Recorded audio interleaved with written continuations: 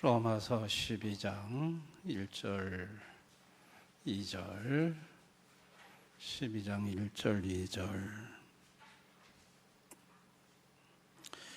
못 찾은 분들은 프로젝트를 참고할 수 있기를 바랍니다. 다 같이 합독하겠습니다. 그러므로 형제들아 내가 하나님의 모든 자비하심으로 너희를 권하노니 너희 몸을 하나님이 기뻐하시는 거룩한 산 제물로 드리라.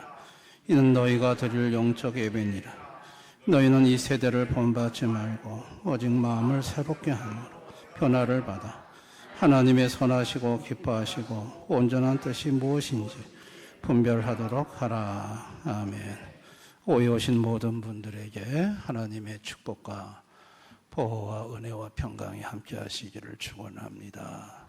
사람은 본이 중요합니다. 악한 사람과 어울리면 악을 본받게 되고 선한 사람과 어울리면 선을 본받게 됩니다. 사람은 이 본받는 대로 행하며 사는 것을 볼 수 있습니다. 오늘 성경에 보면 로마 교회 성도들에게 이 세대를 본받지 말라 그럽니다. 로마 교회 성도들이 살았던 세대 2절에 보면 이 세대를 본받지 말고 했는데 로마 교회 성도들이 살았던 세대는 어떤 세대였을까요? 자, 로마가 지중해 일대를 다 점령을 했습니다. 그리고 로마가 도로를 잘 닦았습니다. 도로. 그래가지고 자기가 정복한 나라의 그 특산물과 세금 거둔 거를 그 도로를 통해서 로마로 신속하게 들어오도록 했습니다. 그러다 보니까 로마는 막 이게 넘치는 거예요.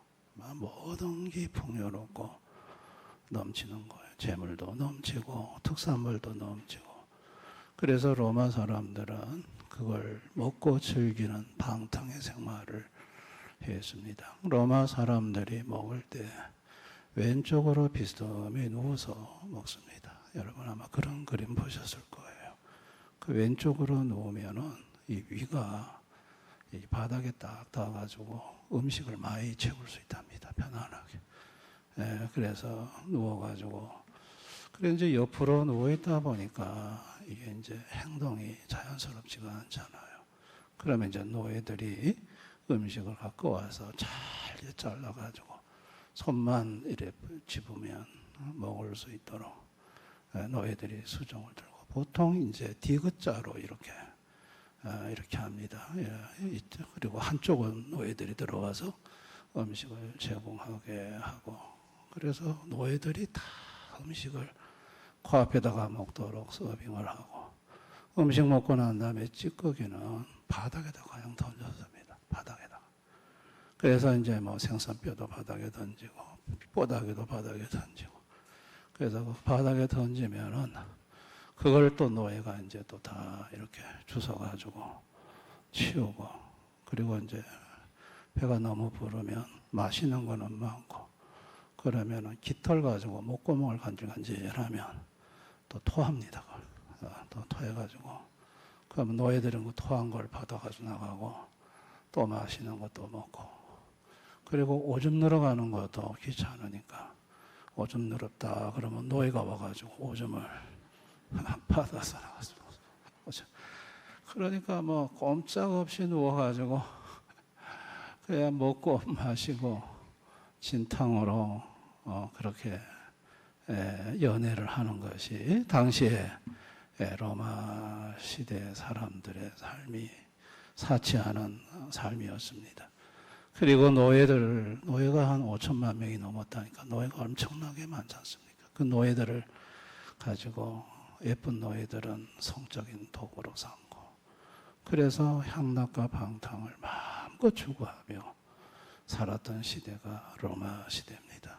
근데 그런 세대를 본받지 말라 그렇게 말을 합니다. 본받지 말라. 여러분 인간은 타락 전에는 하나님의 선한 성품 선하심을 본받아서 인간은 선 그 자체였어요.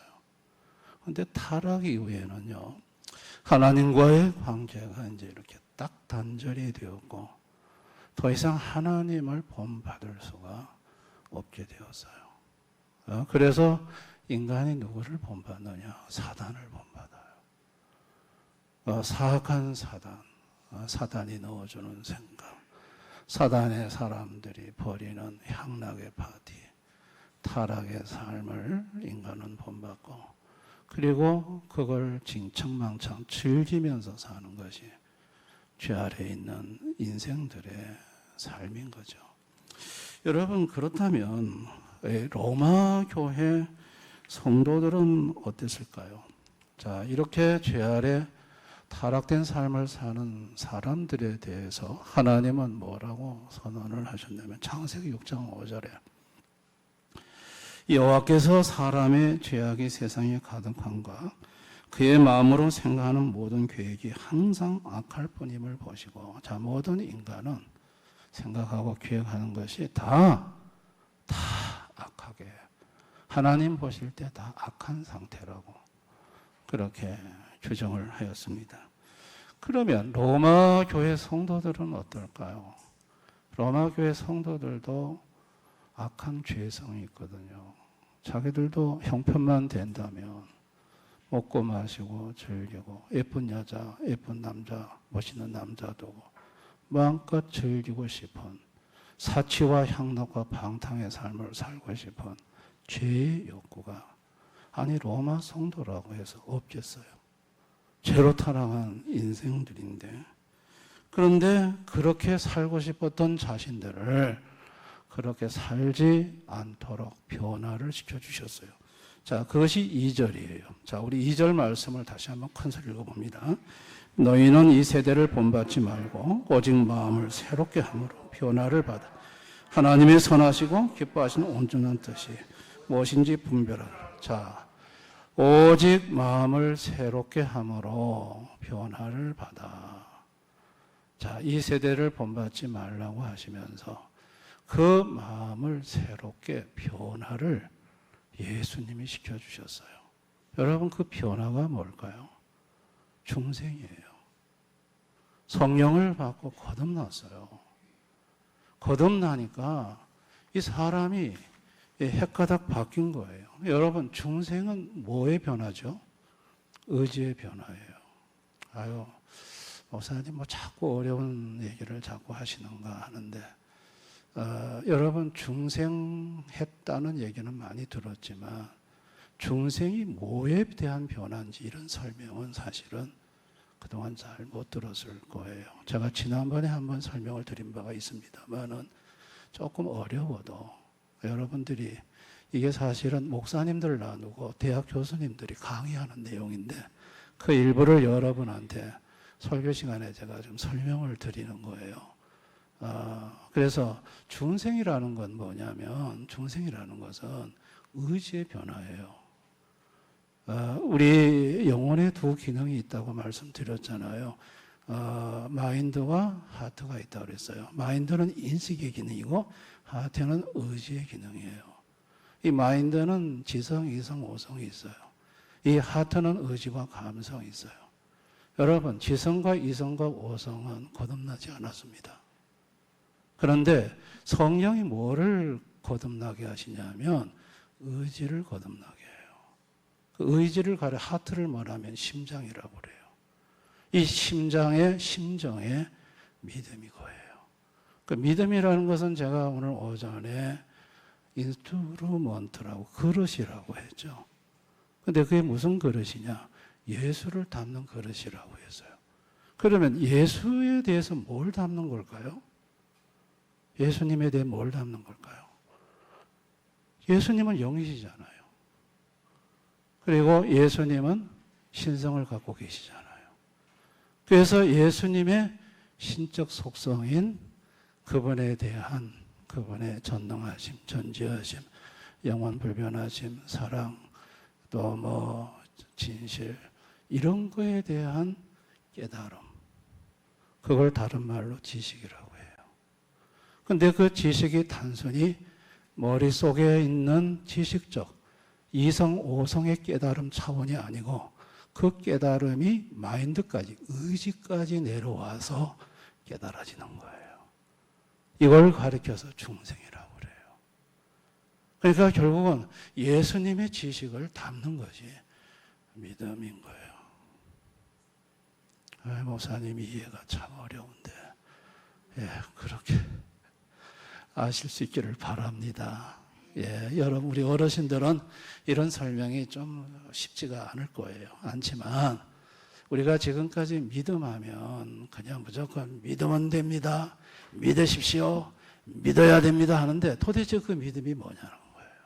그 믿음에 대해서 여러분한테 그거를 설명을 하는 거예요. 저도 총신대학원의 라운성 교수님의 강의를 제가 들었어요. 듣고 지금 여러분한테 소화해서 지금 설명을 하는 거예요. 아멘. 그 믿음이라는 것은 이렇게 지식이라는 거예요. 하나님에 대한 신적인 그 지식, 하나님에 대한 깨달음. 근데 깨달음인데 그게 하나의 이성에 머무는 깨달음이 아니고 심정까지 내려오는 인격적 깨달음이라는 거예요. 제가 이 표현을 이렇게밖에 못해요. 이게 보이지 않는 세계라 가지고 그 깨달음이 결국은 지식적인 형태로 깨달아지는 거예요. 그래서 믿음을 지식이라고 하는 거예요. 아멘. 그래서 칼빈은 이 부분을 지식으로 표현한 거예요. 그래서 청신대학 교수님도 칼빈이 이런 부분을 바로 정말 기가 막히게 표현을 했다. 이렇게 강의하시면서 목사님들 모아놓고 강의하시거든요. 그러면서 이게 칼빈의 참으로 기가 막힌 이게 지적이다. 이렇게 저도 굉장히 공감이 되고 이게 기가 막힌 표현이구나. 어떻게 저런 각도로 볼 수 있었을까? 하나님이 칼빈에게 참 놀라운 영적 시각을 주셨구나라는 생각을 저는 하게 됐습니다. 그 강의를 들으면서. 그러면서 우리 성도님들에게 그런 믿음이라는 것이 어떤 것인지를 설명을 좀 해드릴 필요가 있다. 그래서 말씀을 드리는 것입니다. 아멘. 그래서 의지가 바뀌어요. 사람이 다른 건 다 바뀌는데 의지가 제일 안 바뀌어요. 듣고 알았어 내가 할게 그래 놓고 안 해요. 왜 안 하냐면 이게 안 바뀌었어요. 의지가 안 바뀌었어요. 의지가 안 바뀌면 안 해요. 근데 그 안 바뀌는 의지를 누가 바꾸느냐? 성령님이 바꾸셔요. 그거를 중생이라고 거듭남이라고 하는 거예요. 그래서 그것이 마음이 새롭게 변화가 되었다고 오늘 성경에 기록하는 거예요. 이 세대를 본받아야 되는데 의지가 머릿속으로는 하고 싶어. 맛있는 것도 먹고 싶고 향락도 즐기고 싶고 이성은 그렇게 하고 싶어. 그런데 의지가 거듭난 의지가 그게 안 따라줘. 안 따라줘. 이게 마음이 바뀐 거예요. 변화가 된 거예요. 아멘. 이게 지금 로마 교회 성도들한테 일어났다는 얘기예요. 일어났다는 얘기예요. 그러면 여기서 우리가 이렇게 마음에 의지가 바뀐 삶을 그 세대를 본받지 않고 살아가는 그 삶을 가리켜서 산 제물로 드리는 것이다. 또 그게 영적 예배다. 이렇게 말을 했어요. 그러니까 로마 교회 성도들은 이게 깜짝 놀랄 만한 일이죠. 예배라고 하면은 예배당 안에서만 드리는 걸 예배라고 생각했는데 예배당 밖에서의 삶이 예배라고, 영적 예배라고 하니까 이게 굉장한 그 마음의 부담이 되는 거죠. 자, 우리는 여기서 알아야 될 것은요. 우리가 섬기는 주님은, 하나님은 예배를 받으시는 분이에요. 예배당 안에서의 예배도 받으시고 예배당 밖에서의 삶의 예배도 받으세요. 아멘. 예배당 안에서만 받는 분이 아니고 예배당 밖에서의 우리의 영적 예배, 우리 삶으로 드리는 영적 예배를 받으세요. 그리고 우리가 섬기는 하나님은 예배 드릴 수 있는 그릇으로 만들어주세요. 그게 중생이에요. 그게 거듭남이고 거듭나고 나면 뭐가 오시죠? 성령이 오시죠. 하나님의 영 성령이 그 사람 몸속에 거하시죠. 성전이 되죠. 자, 성령이 모셔진 성전된 육체를 가진 성도는 비로소 예배를 드릴 수 있는 자격을 갖게 되는 거예요. 그걸 누가 만들어주세요? 그건 주님이 만들어주시는 거예요. 아멘. 그리고 삶의 영역에 있어서 이렇게 하는 것이 예배다라고 가르쳐 주세요. 그게 뭘까요? 자, 오늘 우리가 2절 말씀 다시 한번 읽어봅니다. 시작. 너희는 이 세대를 본받지 말고 오직 마음을 새롭게 함으로 변화를 받아 하나님의 선하시고 기뻐하시고 온전한 뜻이 무엇인지 분별하도록 하라. 자, 여기서 보세요. 하나님의 선하시고 기뻐하시고 온전한 뜻이 무엇인지 분별하고 그 하나님의 선하시고 기뻐하시고 온전하신 뜻을 따라 사는 것이 영적 예배예요. 그러면 여러분 한 가지 물어볼게요. 하나님의 선하시고 기뻐하시고 온전한 뜻이 뭘까요? 저게 뭐냐는 거예요. 유대인들은 하나님 기뻐하시고 온전하시고 선하신 뜻을 율법 준수로 봐서요. 율법을 지키는 거예요. 안식일을 지키는 거예요. 유대인들은 그렇게 생각을 했어요. 그럼 가톨릭은요? 가톨릭은 하나님 기뻐하시고 온전하시고 선하신 뜻이 뭐라고 생각할까요? 가톨릭은요, 구제, 나누는 거, 사랑의 실천, 그리고 고행이에요. 금욕이에요. 그래서 가톨릭은 경건적인 삶을 추구를 많이 해요. 근데 그 경건주의는 결국은 끝에 가면은 계명 지키는 거예요. 그러면 18세기 계몽주의 시대를 거치면서 이성이 부각이 됐고 기독교에 대한 이것이 윤리적인 단계로 떨어졌어요. 자, 기독교가 쇠퇴하는 계몽주의 시대 그리고 오늘까지 이어진 이 시대에 하나님 기뻐하시고 온전하시고 선하신 뜻은 무엇이라고 해석할까요? 윤리와 도덕으로 해석하는 거예요. 사랑해라, 겸손해라, 이런 윤리로 해석을 하는 거예요. 그러면 이 세 가지 중에 어느 게 하나님 뜻인가요? 하나님이 온전하시고 기뻐하시고 선하신 뜻은 어디에 맞춰야 하나님 뜻인가요?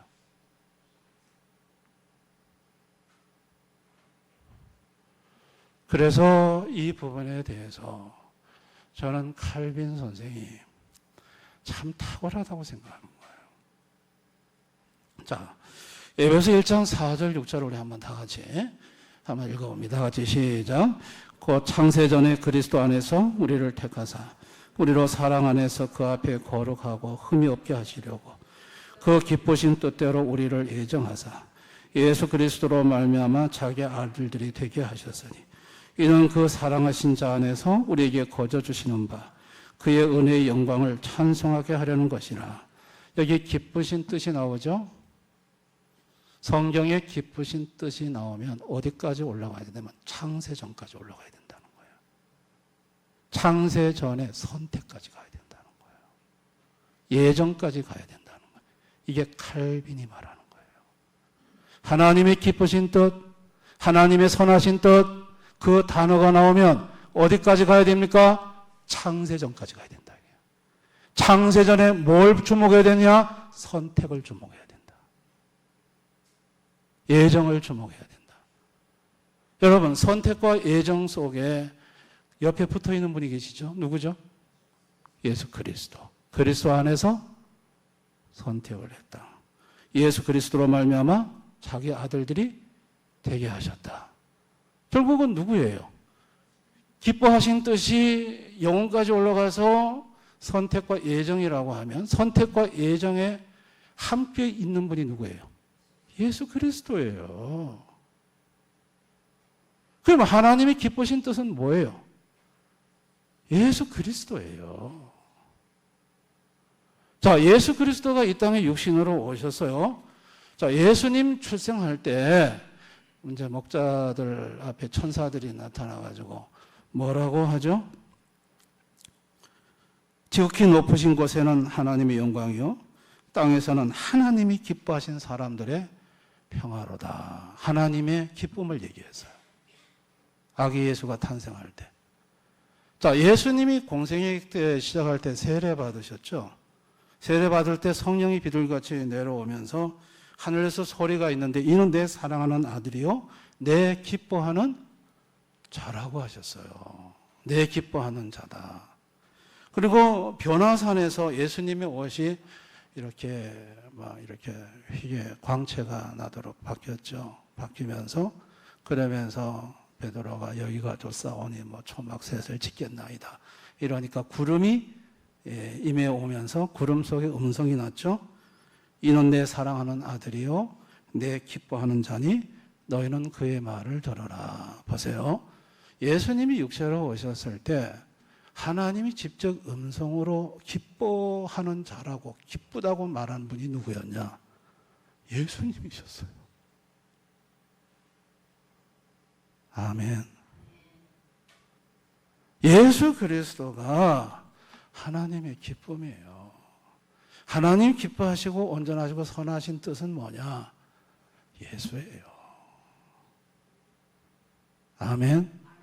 이 예수를 따라 살라는 거예요.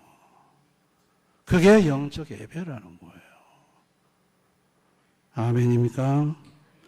자, 예수님은 이 땅에 오셔서 자신의 몸을 산 제물로, 화목 제물로 드리셨죠. 근데 예수님은 화목 제물로 드리시면서 살았습니까? 죽었습니까? 죽었어요. 예수님은 제물이 되셨는데 예수님 역시는 죽었어요. 근데 이제 예수를 믿는 우리는 죽지 않아요. 살아있는 채로 제물이 돼요. 뭐 때문에? 예수님의 죽으심 때문에 그래 되는 거예요. 아멘. 그래서 우리는 산 제물인 거예요. 예수님의 죽으심으로 우리는 성령을 받았고 거듭났고 성령의 전이 되었고 우리는 더 이상 예수님처럼 죽지 않아도 돼요. 살아있는 채로 하나님 기뻐하시고 선하시고 온전한 뜻인 예수를 본받는 삶이 곧 영적 예배라는 거예요. 아멘입니까? 영적 예배는 본받음이에요. 누구를 본받느냐? 예수님 본받는 거예요. 삶 속에서 예수님을 본받는 게 영적 예배예요. 예수님 갖다가 되면 딱 답이 나와요. 하나님 선하시 기뻐하시고 온전한 뜻.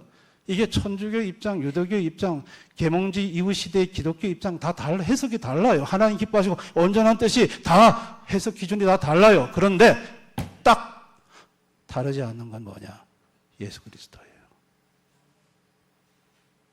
아멘입니까? 죄로 타락해서 썩은 인간들에게, 삶이 냄새가 나는 인생들에게 그 삶이 향기로운 하나님의 영적 예배가 되게 하고자 아들 예수를 보내서 그 예수가 화목제물이 되고 그 다음에 성령 받기에 산 제물로 하나님의 향기로운 영적 예배의 삶을 살도록 만들어주고자 하셨던 것이 아들 예수를 이 땅에 보내신 아버지의 마음이셨던 거예요. 할렐루야. 로마 교회 성도들은요, 그 타락의 시대에 다 둘러보면 음란과 사치, 방탕, 향락이에요. 그런데 로마 교회 성도들이 일단 자기들의 마음이 바뀌었어요. 성령의 의지를 바꿔버렸어요. 근데 그들의 삶을 따라갈 수가 없어요. 근데 그들에게 하나님 선하시고 온전하지 기뻐하신 뜻이 예수임을 알게 하셨어요. 그래서 로마 교회 성도들은 예수님만 딱 쳐다보면 아, 저거는 옳아, 저거는 잘못돼서 딱 구별이 됐어요. 그러니까 그들의 삶은 예수님을 따라 살았고 예수님을 따라 사니까 그들의 삶을 통해서 하나님이 그 삶의 영적 예배를 받으셨고 그 삶 속에서 예수 그리스도의 능력의 역사가 나타난 거예요. 그래서 로마가 결국은 기독교를 박해했지만 300년 후에 기독교 국가로 바뀌고 말았습니다. 할렐루야. 오늘 이 시대를 살아가는 하나님을 모르는 인생들은 전부 다 추구하는 게 뭐냐면 로마 사람들이 추구하는 걸 추구하고 살아요. 어떻게 하면 맛있는 것이 없을까? 어떻게 하면 육체의 향락을 쫓으며 어떻게 하면 좀 더 자극적이고 쾌락, 요즘은 마약에 또 탐닉을 하고 이렇게 해서 온갖 이 세대를 본받으면서 온갖 죄악을 지으면서 살아가고 있습니다. 자, 이런 세대에 휩쓸려 사는 인생들, 그런 인생들은 성경을 들으면 윤리적으로 해석합니다. 성경은 착하게 살라고 하는 죄, 성경은 겸손하게 살라고 하는 죄, 남의 이익을 먼저 생각하는 죄. 여러분, 계몽주의 사상을 이어받아서 이 성경을 윤리적으로 해석을 하면요, 여러분들이 집에 가서 TV 켜놓고 불교 방송 스님 설법 한번 들어보세요. 천족의 신부의 설교 들어보세요. 윤리적인 설교에 들어가면 똑같아요. 교회 목사 설교 똑같아요. 저는 어떤데 그 법륜 스님인가 그거 틀어놓고 한참 재밌게 들었다니까. 와, 스님이 진짜 잘하네. 목사 저리 가라네. 철저하게 윤리적으로 가르치는데요. 얘도 잘 들고 풍성하고 탁월하고 거기다가 예수님 대신에 부처님을 갖다 놨으니 그렇지. 난 그걸 들으면서 깜짝 놀랐어요. 교회 목사의 설교가 저래 있구나. 이야. 이게 계몽주의 사상이 들어와서 한국교회 강단이 윤리로 떨어진 오늘날 결과예요. 예수님 얘기 안 해요. 예수님이 어떤 분이신지 그분을 알려고 하지 않아요. 온갖 세상 얘기 다 해놓고 뒤에 끝에 가서 예수님 얘기 조금 하고 끝내요. 그건 설교가 아닙니다. 하나님 기뻐하시고 온전하시고 선하신 뜻은 오직 예수 그리스도입니다. 아멘. 성도님들이 교회 와서 누구를 알아야 되느냐? 예수님을 알아야 합니다. 교회 목사 설교나 절의 스님 설교가 똑같아서는 안 됩니다.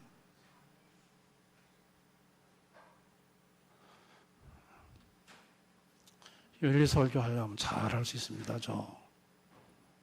진짜 잘할 수 있습니다. 그거 아닙니다. 성도는 누구냐면 성도는 성령으로 마음이 바뀐 사람들이에요. 아멘. 성도들 마음속에 성령이 와 계셔요. 이 성령이 와 계신 새롭게 마음이 변화가 된 사람들은 성령님이 자꾸 예수님에 대해서 가르쳐줘요. 아, 예수님이 이런 분이시다, 이런 분이시다. 그리고 예수님에 대해서 들으면 들을수록 여러분 굉장히 어려울 것 같죠. 근데 목사의 설교가 이해가 된다니까요. 왜 그런 줄 아세요? 성령님이 가르쳐주기 때문에요. 좀 어려운 용어가 이해가 안 돼서 그렇지. 아멘. 오늘 제 설명 다 이해가 되시나요? 접수가 되시나요? 우리 장권사님도 아멘 하셨어요. 감사합니다. 네. 아멘, 아멘. 이해가 되실 거예요. 왜냐하면 하나님의 영이 가르쳐줘요. 목사는 설교만 할 뿐이고 예수님의 초월적인 부분은 목사가 절대로 성도들을 설명하고 설득할 수가 없어요. 이거는 성령님의 역사예요. 믿습니까? 그 성령님이 하나님의 선하시고 기뻐하시고 온전한 뜻이 바로 예수 그리스도임을 분명하게 얘기하세요. 그래서 성도는 그때부터 예수님이 어떻게 생각하셨느냐, 예수님이 이럴 때는 어떻게 하실 거냐, 예수님이 기뻐하시느냐 안 기뻐하시느냐, 이제 그런 것으로 다 판단을 하는 거예요. 할렐루야. 그동안 나는 어떤 것을 하나님의 기뻐하시고 온전하신 뜻으로 생각을 했는가? 율법 열심히 지키는 것, 유대주의입니다. 경건생활, 금식하고 고행하고 막 그거는 천주교입니다. 윤리, 착하게 살아야 되고 뭐 어떻게 살아야 되고 계몽주의입니다. 그러면 기독교 성경주의는 예수주의입니다. 아멘입니까?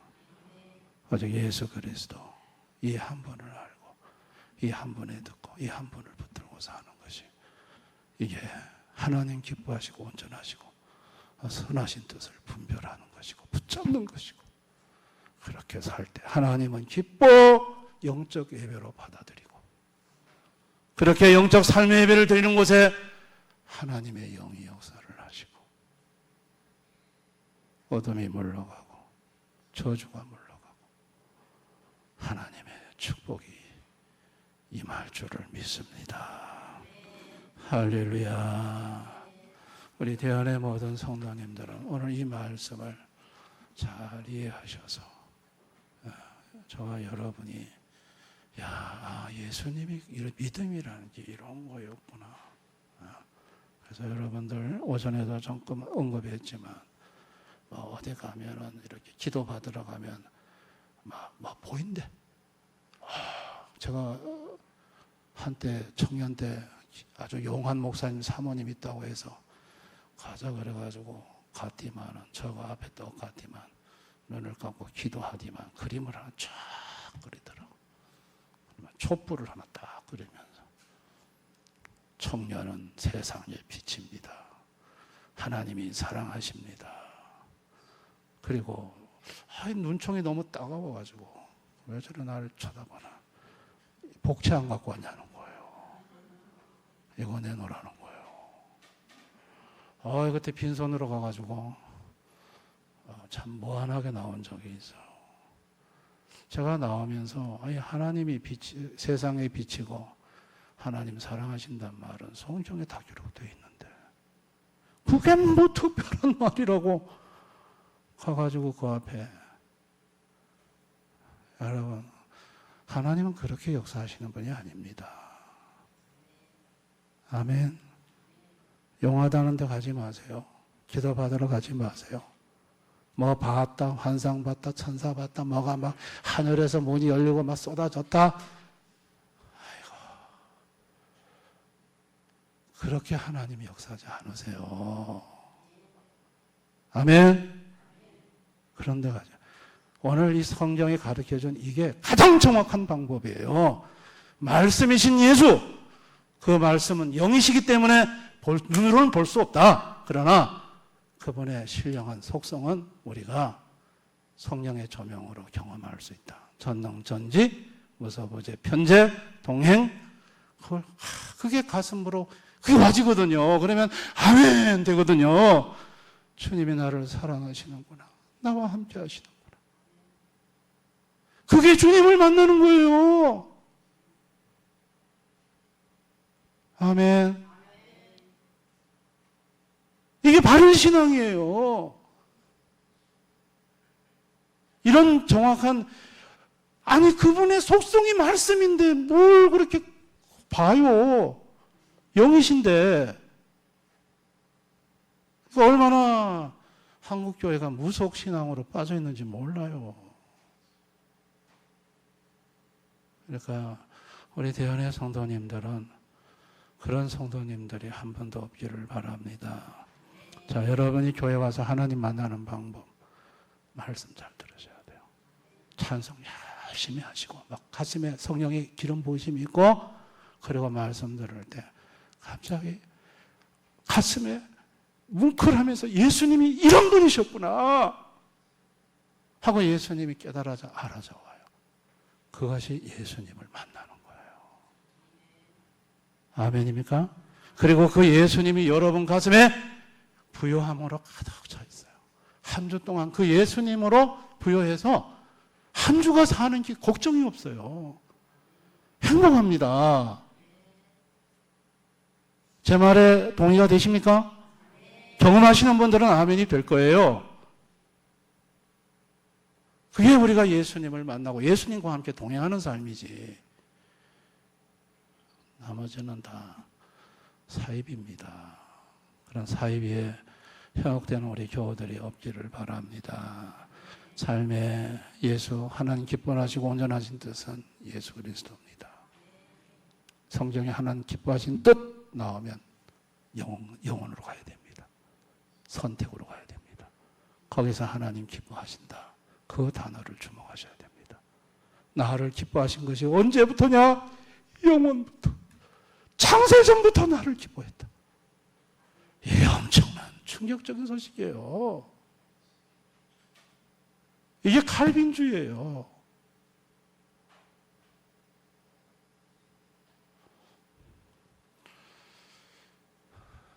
알메니안주의는 예지예정을 얘기합니다.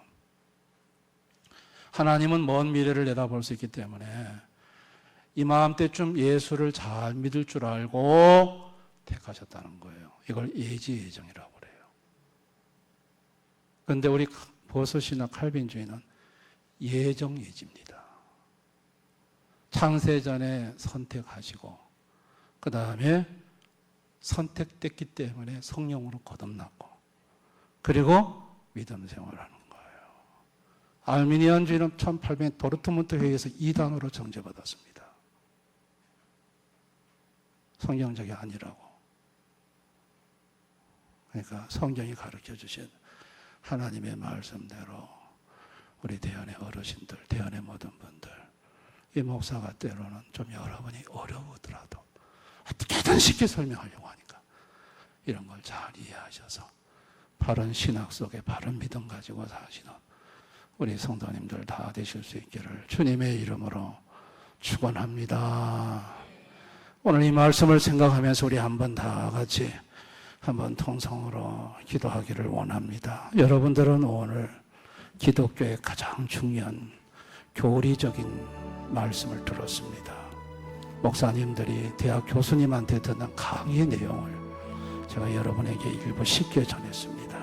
우리 대원의 성도님들이 이런 내용을 또 잘 이해하고 또 잘 소화하시는 거 저는 하나님께 감사하고 있습니다. 우리가 예수님을 믿되 바로 믿을 수 있도록 율법주의도 아니고 경건주의도 아니고 윤리주의도 아닙니다. 우리는 예수주의입니다. 창세전에 하나님 나를 기뻐하여 선택할 때 그곳에 예수 그리스도가 있었습니다. 그리스도 안에서 선택했고 예수 그리스도로 말미암아 우리를 예정했습니다. 그러므로 우리는 항상 예수님을 붙잡아야 되고 예수를 본받아야 합니다. 예수님을 알아야 합니다. 이런 신앙으로 믿음 생활에 나갈 수 있게 해달라고 기도했으면 좋겠고 내 삶이 삶 속에서 예수님을 따라감으로 영적 예배, 산지물로 영적 예배로 한 주간 내 삶의 현장에서 살아갈 수 있도록 성령님 도와달라고 기도했으면 좋겠습니다. 우리 한번 다 같이 통성으로 간절히 기도하겠습니다. 아버지